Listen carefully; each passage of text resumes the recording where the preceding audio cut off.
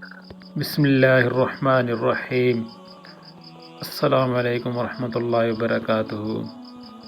دوستو، جن بہن اور بھائیوں کی شادی نہیں ہو رہی اور ان کی شادی کی عمر گزرتی جا رہی ہے اور وہ شادی کے لیے بہت زیادہ پریشان ہے، اگر ان کا رشتہ آتا ہے تو پھر ٹوٹ جاتا ہے، اگر آتا ہے تو پھر ان کو پسند نہیں آتا، یا لڑکے والوں کو پسند نہیں آتا، یا لڑکی والوں کو پسند نہیں آتا، اس طرح سے مسئلہ بڑھتا جاتا ہے اور پھر شادی کی عمر بھی گزرتی ہی جاتی ہے۔ عمر گزرنے کے ساتھ ساتھ ان کے لیے اور بھی مشکلات بڑھتی جاتی ہیں۔ اگر عمر زیادہ ہو جائے تو پھر ان کو یہی ایک طعنہ ہوتا ہے کہ ان کی عمر زیادہ ہوگی، یہ عمر سے بڑی ہے لڑکی، تو ہم یہاں پر کیسے رشتہ کریں۔ اور یہی مسئلہ لڑکوں کے ساتھ بھی ہوتا ہے، اگر ان کی عمر بڑھ جائے، اگر ان کے پاس پیسہ ہے تو ان کو اچھا رشتہ مل جاتا ہے، اگر ان کے پاس کوئی غریب ہے تو پھر ان کو بھی رشتہ نہیں ملتا۔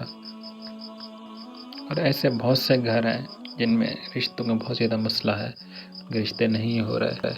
اگر رشتے آتے بھی ہیں تو ایسے لوگ کے آتے ہیں جن کا کوئی بھی بیک گراؤنڈ صحیح نہیں ہوتا، یا ان کے گھر کے حالات بہتر نہیں ہوتے۔ ایسے بھی لڑکی کا رشتہ دیکھ بھال کرنا چاہیے، لیکن ایسا بھی دیکھ بھال نہیں کرنا چاہیے کہ ان کی عمر بھی بڑھ جائے۔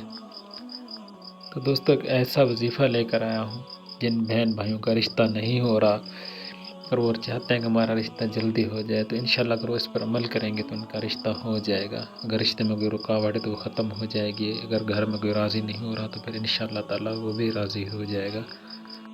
اگر رشتے میں کوئی رکاوٹ ہے تو ہر نماز عشاء کے بعد اول و آخر 7 مرتبہ درود شریف پڑھ کر 300 بار یا اللہ یا لطیف پڑھ کر دعا کریں تو انشاءاللہ تعالیٰ یہ معاملہ بہت جلد بے خیر و خوبی انجام تک پہنچے گا انشاءاللہ۔